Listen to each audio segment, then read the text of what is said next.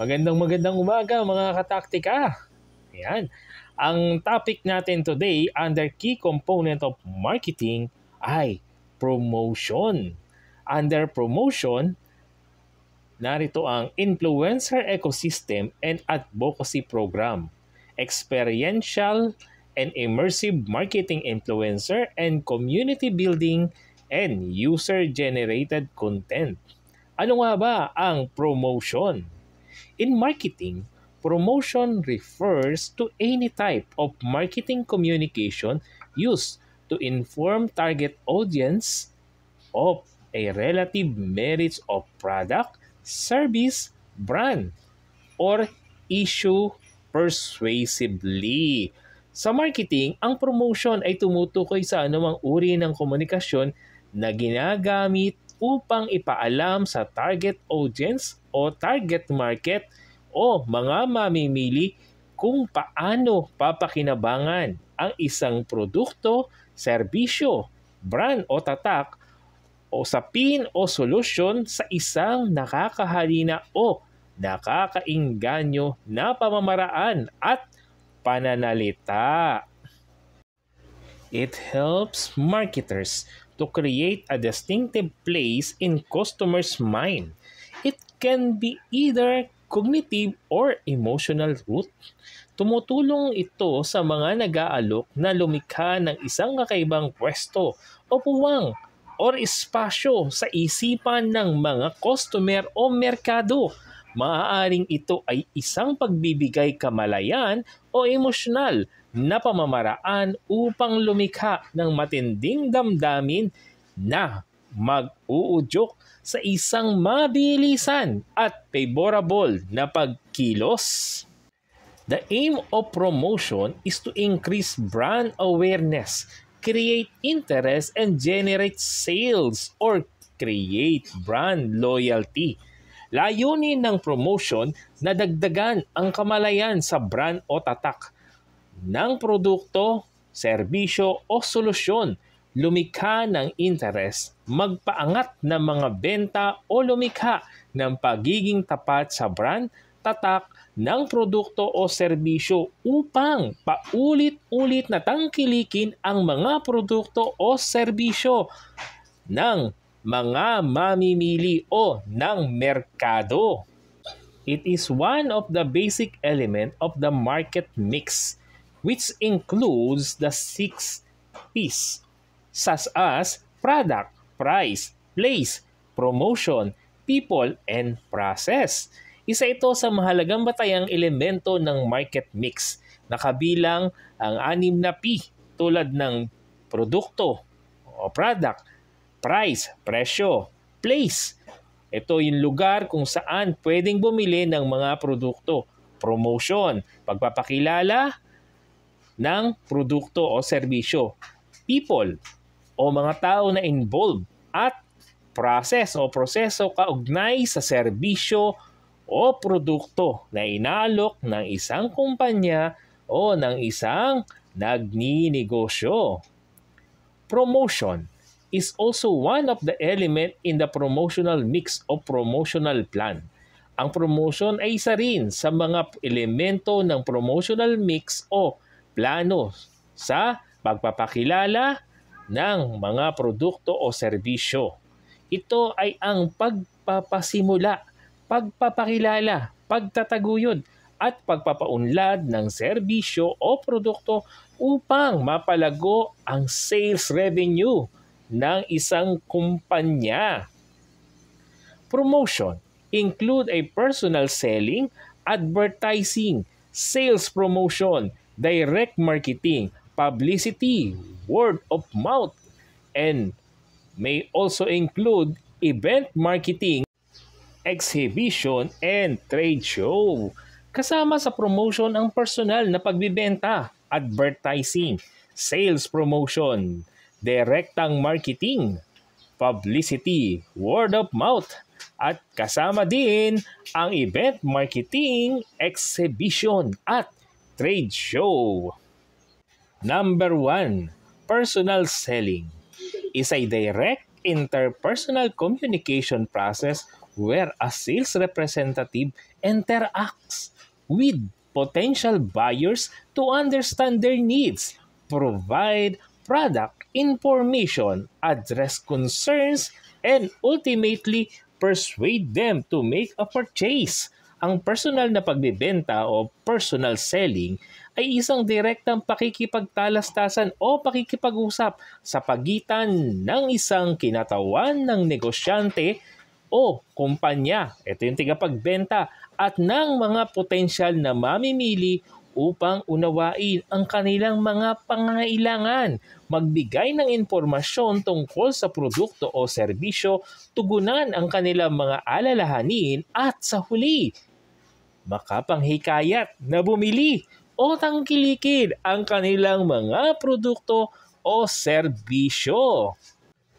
Unlike other forms of promotion such as advertising or public relation, personal selling involves a one-on-one or small group interaction, allowing for tailored message and immediate feedback. Ang kaibahan ng personal selling sa iba pang anyo ng promotion tulad ng advertising o relasyong pampubliko o yung public relation, ang personal na pagbibenta ay nakatuon o nakapokus sa paisa-isa o maliit na grupo na pakikipag-ugnayan na nagbibigay daan para sa mga pasadyang mensahe o personalized na kalagayan o kagustuhan. Gayon din ang mga agaran o biglaang concern at feedback. Sales representative typically build relationship with customers, guiding them through the sales process, offering solution to their problems and negotiating terms. Karaniwang binubuo ng mga kinatawan ng mga tagapagbenta ang mga ugnayan sa mga customer patnubay na sila ay gabayan sa proseso ng pagbibenta, mag-alok ng mga solusyon sa kanilang mga problema at makipag-ugnayan tungkol sa mga kondisyon sa pagbili. This approach is especially effective for complex or high-value products and services, where customized solution and relationship building are key to closing deals. Ang ganitong pamamaraan ay lalo pang epektibo para sa mga masasalimuot at komplikado o matataas na halaga ng produkto at serbisyo, kung saan mahalaga ang pasadyang solusyon o solusyon na naukol sa isang tiyak o tukoy na customer at pagbuo ng relasyon sa pagsasara ng mga deal o sales transaction. Number 2, advertising. Advertising is a form of marketing communication that aims to promote a product, service, or idea through paid message disseminated via various media channels to reach a target audience. Ang advertising ay isang anyo ng komunikasyong pang-marketing o yung pag-aalok ng produkto o serbisyo na ang layunin ay mag-promote ng isang produkto, serbisyo o idea sa pamamagitan ng mga bayad na mensahe na ipinapalaganap sa iba't ibang media upang maabot ang target audience o market. Its primary goal is to inform, persuade, and influence potential customer to take a specific action, such as purchasing a product or service, supporting a cause, or changing perception.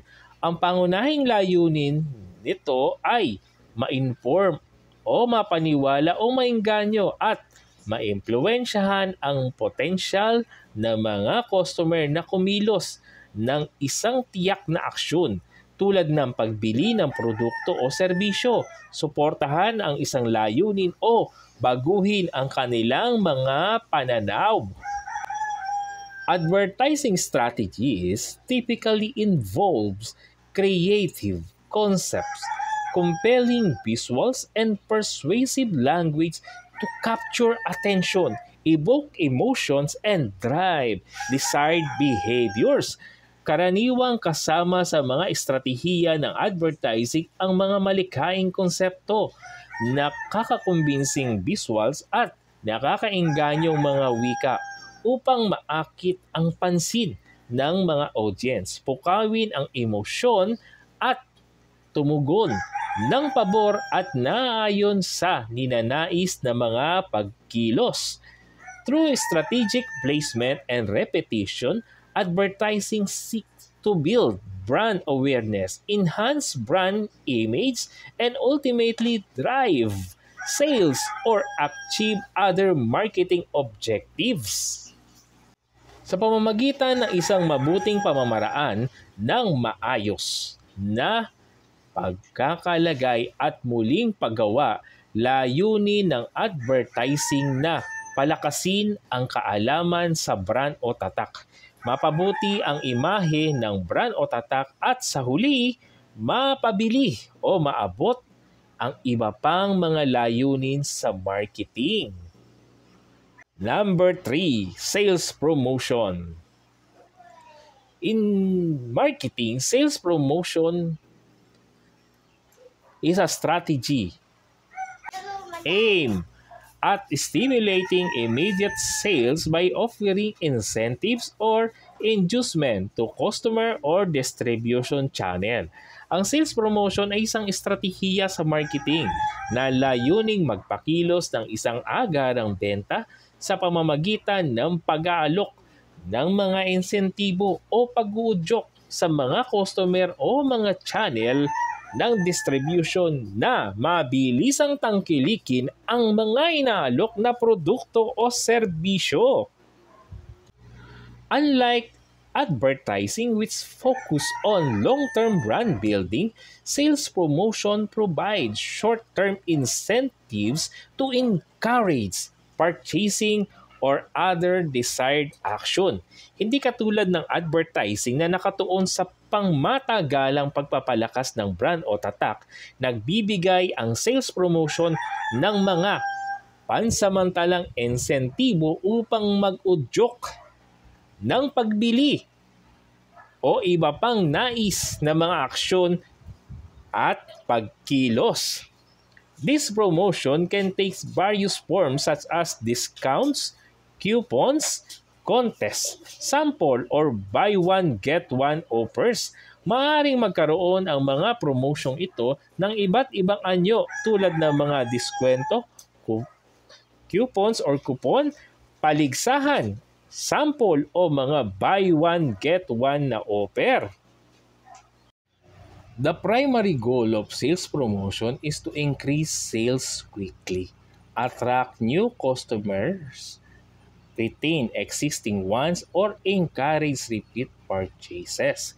Ang pangunahing layunin ng sales promotion ay ang madagdagan ang benta ng mabilisan, mag-attract ng mga bagong customer, mapanatili ang mga kasalukuyang kliyente, o mag-udyok ng mga repeat o muling pagbili o pagtangkilik ng mga serbisyo o produkto.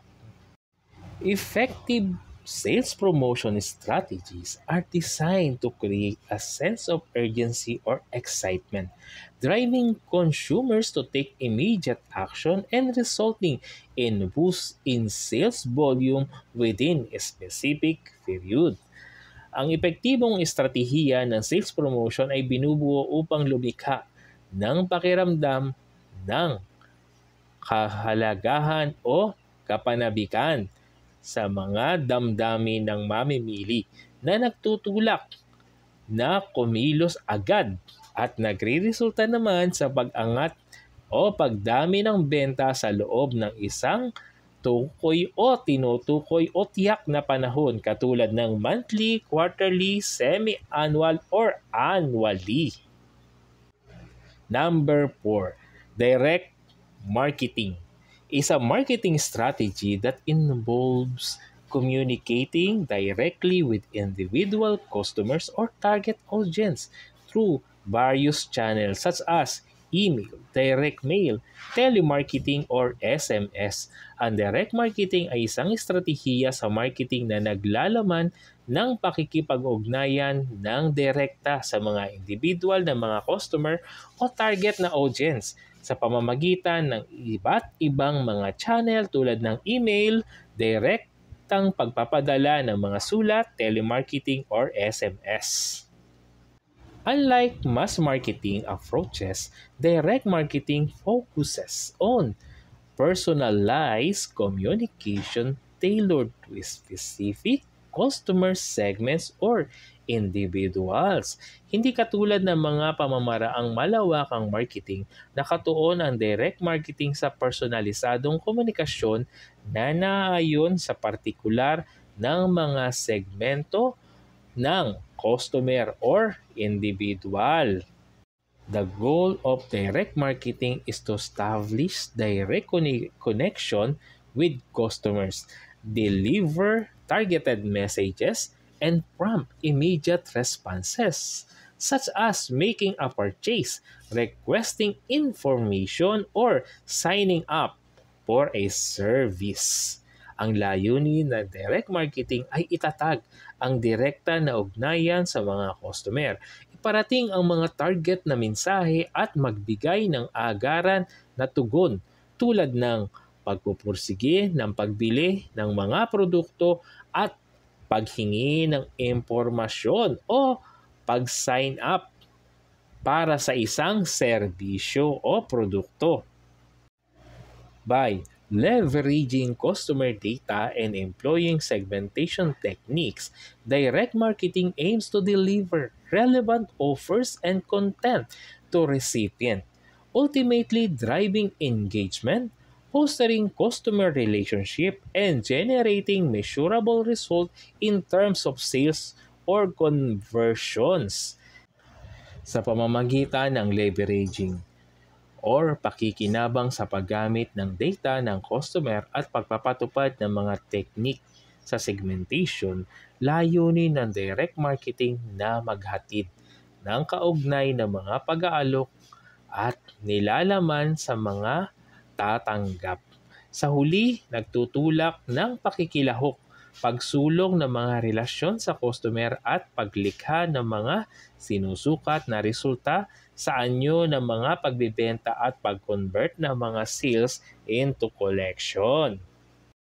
O mga kataktika, kung may katanungan, comment down below lamang and don't forget to like, share, and subscribe.